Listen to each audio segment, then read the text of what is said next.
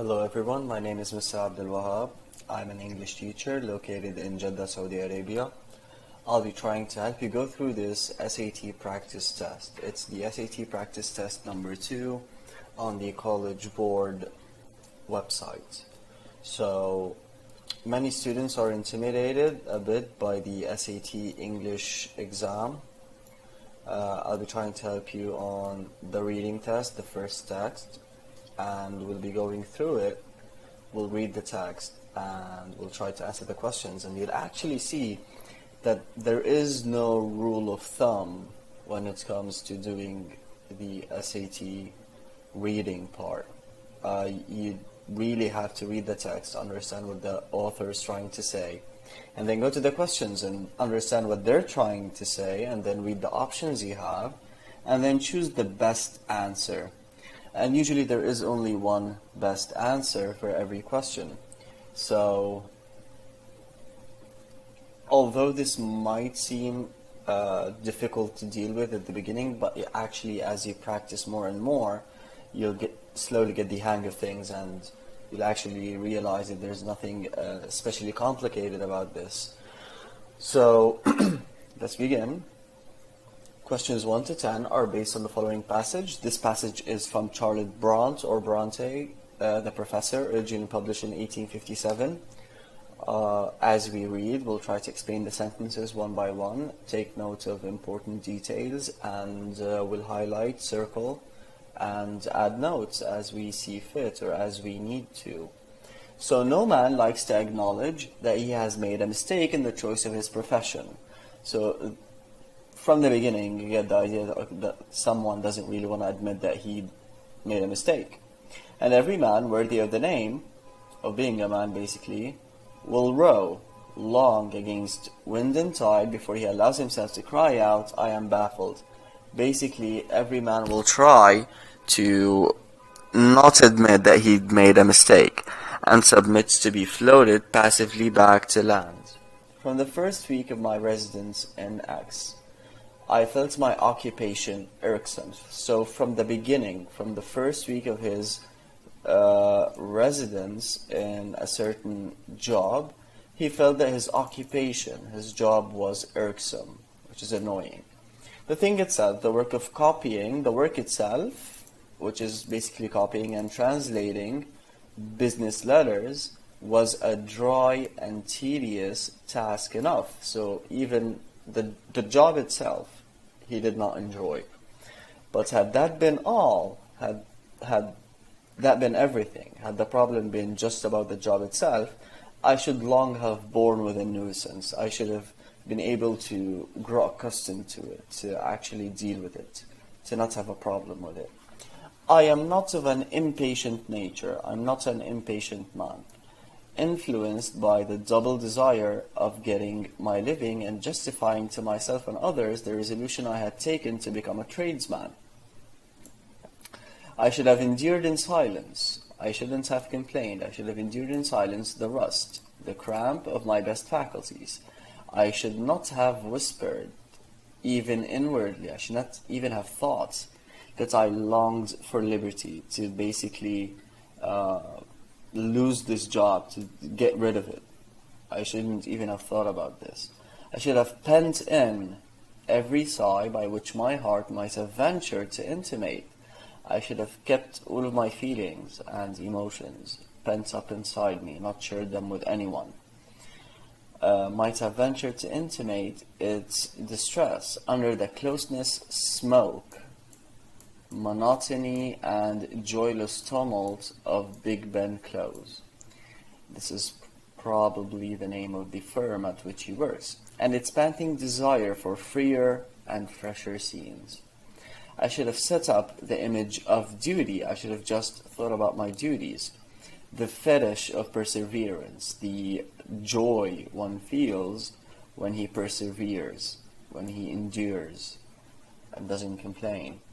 In my small bedroom at Mrs. King's lodgings, and they too should have been my household gods, the image of duty and the fetish of perseverance.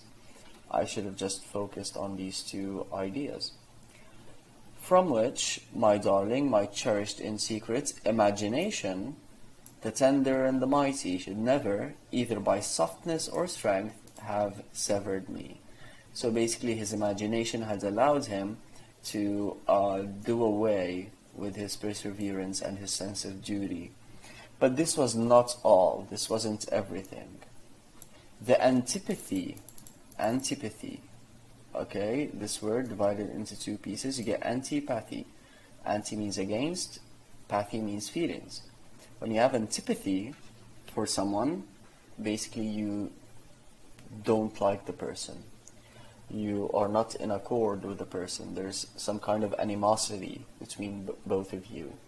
The antipathy which had sprung up between myself and my employer, so now we have problems between the narrator and the employer, striking deeper root and spreading denser shade daily, so it was getting worse day by day, excluded me from every glimpse of the sunshine of life. So this antipathy between the narrator and the employer was basically ruining his life. It was turning his life into, sorry for the word, a living hell. And I began to feel like a plant growing in humid darkness. What a dark, shady, gloomy atmosphere the author is trying, or the narrator is trying to give off in this part of the text. Out of the slimy walls of a well, he must really hate his job. Antipathy is the only word which can express the feeling Edward Crimsworth had for me, so this is probably his boss. A feeling, in a great measure, involuntary, okay? He didn't mean it, sprang up naturally, and which was liable to be excited. It was, you could depend on the fact that it's going to be excited or that it's going to happen or appear by the most trifling, the silliest movement, look or word of mine. So no matter what he did, no matter how silly, fleeting or unimportant it was, this boss, this Edward Crimsworth, would basically show or reveal his antipathy towards the narrator. Let's continue. My southern accent annoyed him. The degree of education evinced in my language irritated him. My punctuality, industry, and accuracy fixed his dislike. They even made Edward dislike the narrator even more, and gave it the high flavor and poignant relish of envy. So this is the word which we're looking for, or that could help us a lot. The narrator is trying to tell us that there are feelings of envy, that his boss envies him. He feared that I too should one day make a successful tradesman. So the narrator thinks, or he's trying to tell us, that his boss would not like for him to become a successful man at his work. Had I been in anything inferior to him, had he been better than me in anything, he would not have hated me so thoroughly. So the narrator thinks that his employer hates him because he's somehow better than him. Of course, somehow refers to the degree of education and the punctuality in the industry, but the employer has gotten personal with a southern accent. But I knew that he knew, but I knew all that he knew. So there is equal knowledge here. Both of them know the same stuff, basically. And what was worse, he suspected, he thought that I kept the padlock of silence on mental wealth. Basically, that I know a lot of stuff and I kept it secret also myself, and that I wouldn't share it. That's what he suspected. In which he was no sharer. So even the employer didn't want to share the knowledge he had. If he could have once placed me in a ridiculous or mortifying position, he would have forgiven me much. So if his employer had had the chance to actually humiliate him at some point or put him in a ridiculous or a mortifying position, he might have not had so much animosity for the narrator. Mortifying means shocking or petrifying, horrible in a sense. He would have forgiven me much, but I was guarded. I was guarded by three faculties, three qualities. The word faculty is used a lot in this kind of literature to mean qualities: caution, tact, and observation. So those are the three qualities that the narrator was guarded by. And prowling and prying, looking and searching for faults, as was Edward's malignity. It could never baffle. So Edward, the employer, was prowling and prying. And this was a malignity on behalf of Edward. He was doing this to try to find some sort of fault with which he would basically put the narrator in a very, as he said, ridiculous or mortifying position. It could never baffle the lynx eyes of these, these being caution, tact, and observation, of course. So even though Edward was looking for some kind of a mistake, he couldn't find them because caution, tact, and observation were actually helping the narrator avoid these kinds of situations. Lynx eyes is giving us the meaning of being really cautious. My natural sentinels, again referring to caution, tact, and observation, day by day did his malice. Malice is the desire to cause harm. Watch my tact, hoping it would sleep. He was hoping that I would at some point become careless, and prepared to steal, snake-like, on its slumber. Okay, so here again we have an image where the employer is almost hoping for a chance in which he could sneak up on the narrator and actually catch him doing something wrong. But tact, if it be genuine, never sleeps. But this never happened, of course, because the narrator was always attentive. I had received my first quarter's wage. He had received his money, salary, and was returning to my lodgings house, possessed heart and soul with the pleasant feeling. He was feeling that the master who had paid me, grudged, regretted every penny of that hard-earned pittance. The pittance, again, is the salary. I had long ceased to regard Mr. Crimsworth as my brother. Okay, so this is a sudden change in ideas. So he had stopped considering Mr. Crimsworth, his employer, as his brother.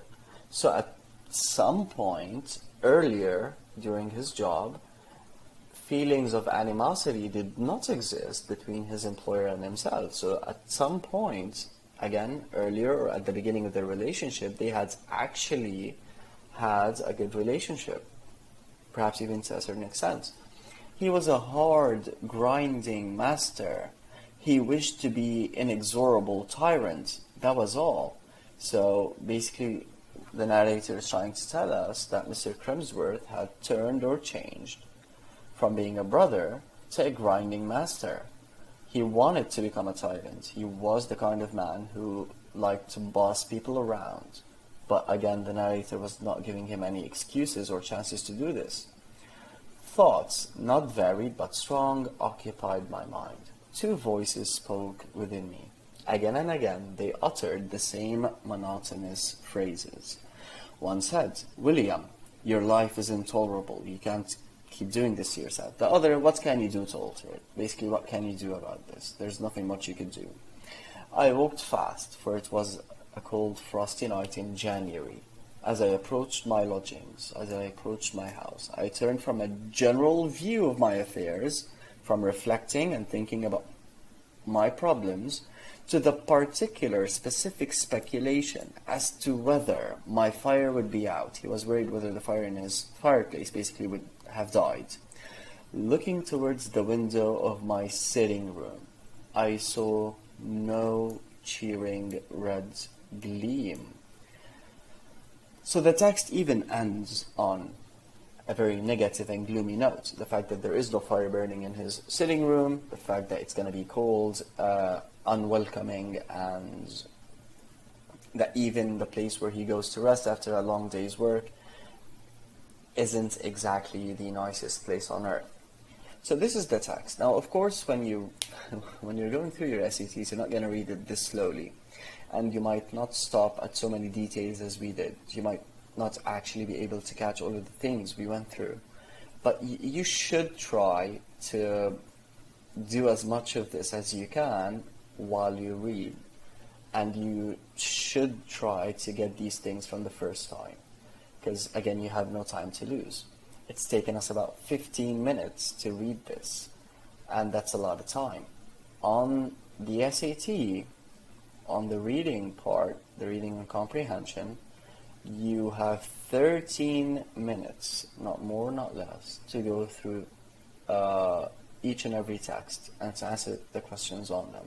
So 13 minutes, you've got 5 texts, 13 by 5, that's 65 minutes exactly for every text and all the questions. But of course, again, we're taking our time here to try to understand the text, to actually see that there's nothing complicated in the questions that are going to follow when you take into consideration all of the notes we've made on the text above and below. I know this is a lot, but trust me, it's going to come in handy. Now, which choice best summarizes the passage, the whole passage? You usually get this kind of question, a summary. Okay? So a character describes his dislike for his new job and considers the reasons why. Well, that sounds good. That sounds good. I'm going to put a dot right here. 2 characters employed in the same office become increasingly competitive. Well, not exactly. I mean, maybe part of the text talks about this, but that's not the main focus of the passage. There wouldn't be a summary of the passage. We have mainly one character who's telling us about his dislike for his new job. Again, part A seems good. A young man regrets privately a choice that he defends publicly. We didn't see a lot of public defense happening here, so we can cancel C. A new employee experiences optimism, then frustration, and finally despair. If you go back through the text, or if you remember what we read, there wasn't much optimism at all throughout the text. He didn't begin on a positive note and then end on a negative one.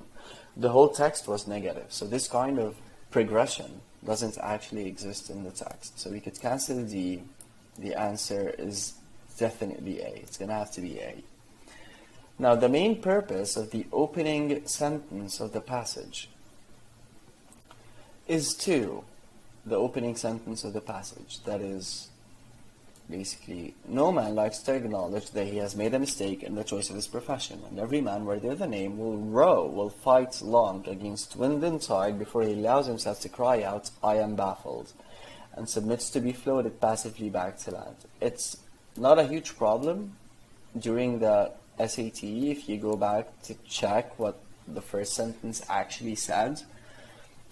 I don't consider this a waste of time. Again, you're going to be doing this much faster. And it's going to help you. So what's the main purpose of the opening sentence? Establish the narrator's perspective on a controversy. There was no controversy in the text. A controversy is an issue which causes a lot of disagreement among people. No controversy in the text. Cancel A.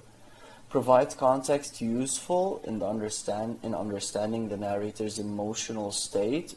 Well, to a certain extent it does. It does, to a great extent, actually. It does give us context, or it gives us information that would help us understand the narrator's emotions or emotional state. Let's check the others. Offer a symbolic representation of Edward Crimsworth's plight. This text doesn't even talk about Edward Crimsworth's plight. It's about the narrator's plight. Edward Crimsworth is, of course, the boss. Contrast the narrator's good intentions with his malicious conduct. The narrator didn't have or didn't exhibit any malicious conduct throughout the text, so we'll cancel D as well. Our best answer is definitely B. 3. during the course of the first paragraph, the narrator's focus shifts from, now again, of course, if you go back through the text, the first paragraph is quite a large one. It begins from here, and then you have to go just before the other indentation. It ends here. So you've got a lot of words to go through. Quick skimming wouldn't hurt in this situation.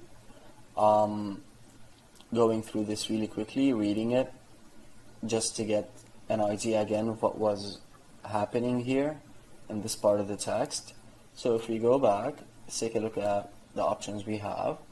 Recollection of past confidence to acknowledgement of present self-doubt. I wouldn't say that the author was going through his recollections or memories of when he was confident and then became doubtful of himself. This didn't happen in the text. Cancel A. Reflection on his expectations of life as a tradesman to his desire for another job. Although this might be a slightly confusing option, he isn't reflecting on his expectations of life. He's just simply telling us how horrible his life is working in his job. And again, remember, it's not just the job itself, it's the employer, it's he told us that his faculties could actually help him get used to any job which can be dry and tedious. So again, if you go through it, if it had been all, if the fact that the job was dry and tedious had been all, he should have borne with a nuisance. Basically, he would have gotten used to it. He is not of an impatient nature. He has the ability to actually get himself used to things. So he's not reflecting on life or his expectations of life. He's just really regretting his job. Generalization. A generalization are basically general statements that you make about his job dissatisfaction. He is dissatisfied with his job. To the specifics of his own situation, he does go from general statements about how dissatisfied he is with his job to actually his conflict with his employer. So this looks good. But let's read the remaining one. Evaluation of factors making him unhappy to identification of alternatives. He's not talking about factors making him unhappy. He's talking about specific factors, basically his job. And he didn't identify any alternatives by the end of the first paragraph. If you go through it, he didn't have or he didn't offer any alternatives. So D is definitely not our answer. Now, the references to shade and darkness at the end of the first paragraph mainly have which effect? Again, in questions like these, go back to the text. Even if just to skim it. Okay, go back to the text. So, it occurs here. The antipathy which had sprung up between myself and my employer, striking deeper root and spreading denser shade daily, exclude me from every glimpse of the sunshine of life. So he used the word shade to actually indicate that the negative effect that the antipathy that his employer had was having on himself, and that it wasn't allowing him to see any sunshine in his life. So basically it was taking away all the happiness that he could otherwise be enjoying. And I began to feel like a plant growing in humid darkness out of the slimy walls. So you get the idea here. It's a really gloomy kind of imagery that we get in this part of the text. So if you go here, reference shade and darkness, what effect do they mainly have on the first paragraph? They evoke the narrator's sense of dismay.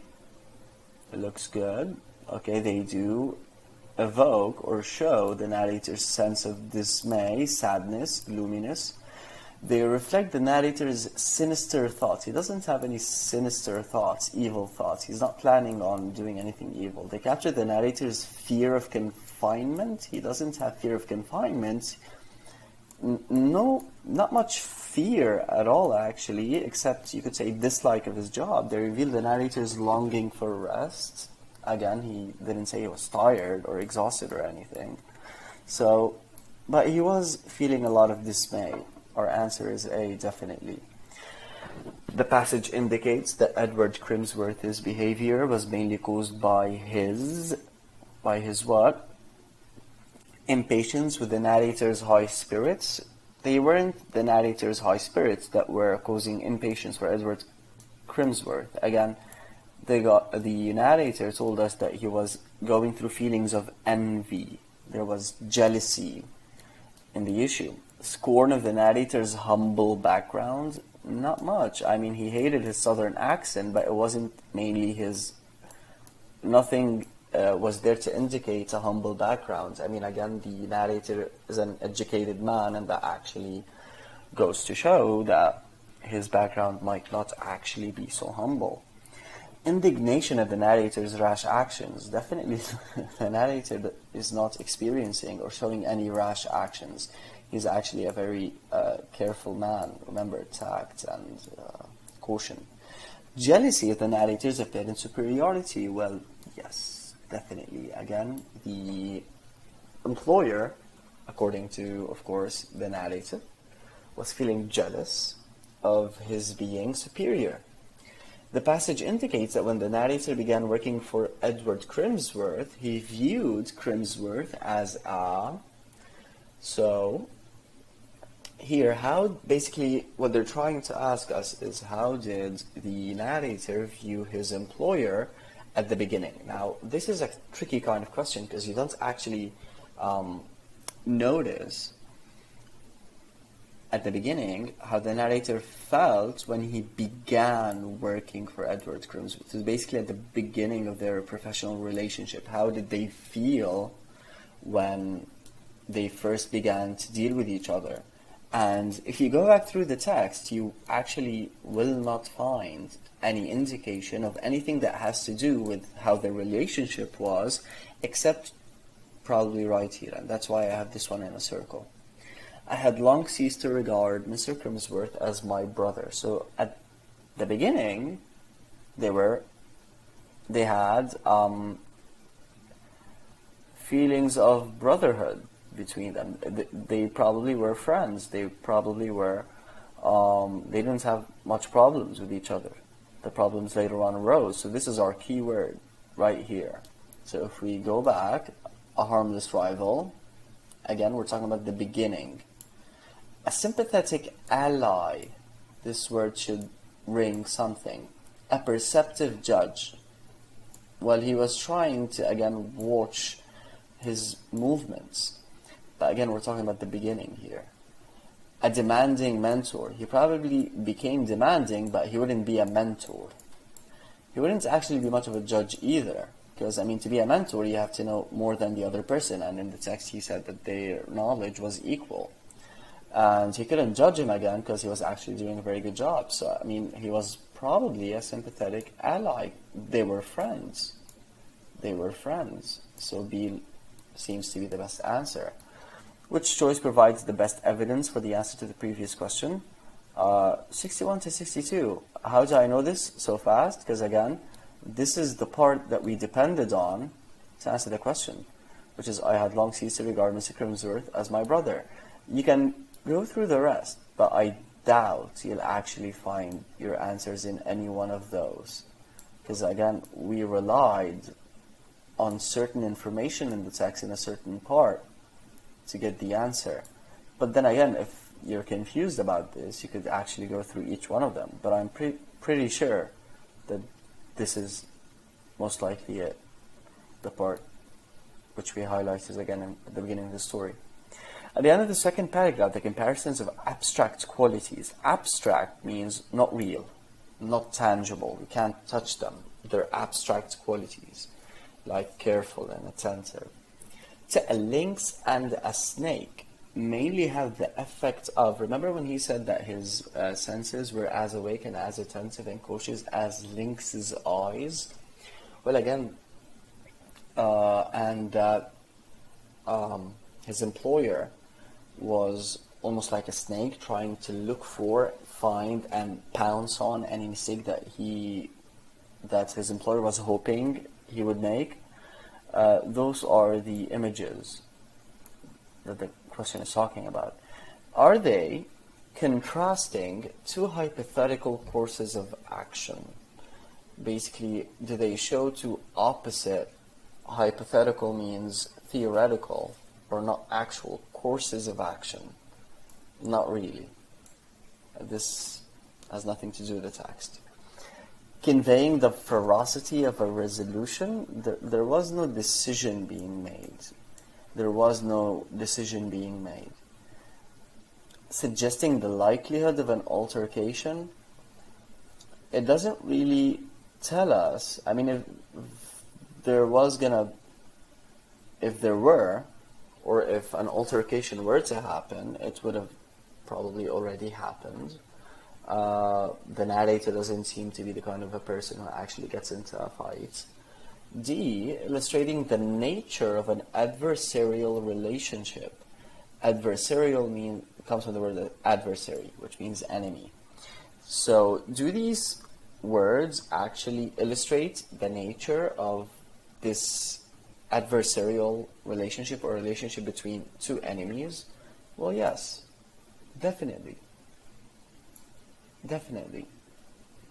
The passage indicates that after a long day of work, the narrator sometimes found his living quarters to be. Remember when we went through this part where he arrives at his lodgings and he hopes that the fire would be on, but he sees no cheering red gleam after a long day of hard work. Now, so after a long day of work, the narrator sometimes found his living quarters to be, according to the passage, treacherous. Treacherous means dangerous or kind of bound to actually betray you. I wouldn't say that. Dreary, sad, or gloomy, yes. Predictable, actually he couldn't predict if the fire could be on or not. Intolerable, he couldn't tolerate it. Well, he would have tolerated it if the fire was on. It was just dreary, really sad. And again, we relied on a specific part in the text to answer this. You could go through these, but I mean, I could just tell by looking at them that we're looking for this last part in the text, which is lines 68 to 74, in which he actually arrives at his lodgings. And so I walked fast, for it was a cold, frosty night in January. As I approached my lodgings, I turned from a general view of my affairs to the particular speculation as to whether my fare would be out. Looking towards the window of my sitting room, I saw no cheering red gleam. That's the one. Now, I would actually like to share the answers with you, and you'll actually find that we actually got all correct answers. So question 1 is A. Question 1's A. Okay, hold on. Let's go back through them. 1 is A. 2 is B. Exactly. 3 is C. There we go. 4 is A. Again, 4 is A. 5 is D. And 6 is B. 5 is D. 6 is B. And 7 is D. Yep. 8 is D as well. Good. 9 is B and 10 is D. 9 is B and 10 is D. And of course you could get these documents from the College Board website. So I hope you not only learned something from this part, but that you actually enjoyed it. I mean, when you approach it in a calm way, when you actually try to think logically about things, you'll find out that the answers just begin to unravel themselves to you. And you can see I do a lot of eliminating, because I think that this is a very good technique. Now, it doesn't always work. Sometimes it actually gets a bit confusing. But sometimes it could actually lead you to correct answers immediately and save you tons of time, especially with these parts which are supposed to take a lot of your time, because I mean, it's a very bad technique when you have to go check each and every one of those options, and you have to read each one and check what it says. By answering the questions that precede them confidently, you know immediately where you got these answers. Now, where does the problem arise? When you answer the question here, and you rely on a part which is actually not found among the options you have, then you have to do some rethinking. But if you're confident about this, sure, I mean, if you need to go back through these, but if you're tight on time, this could actually save you a lot. And this is a part where you could actually get a correct answer on 2 questions by the knowledge of 1. It's like hitting 2 birds with 1 stone, essentially. So again, I hope you learned something. Please leave any comments, any questions that you might have in the comments section below. And if there's anything that I could help you with, I'd be glad to. And please just give me a critique, a really rugged and tough critique of this really long session. And let me know what you think. And I hope you enjoyed and you benefited from this. And I hope that I would actually be encouraged to post some more videos like this online to help more and more students deal with this quite easy exam, actually, once you think about it. I mean, just all it takes is actually some focus and some deep reading. Thank you all a lot. Thank you very much.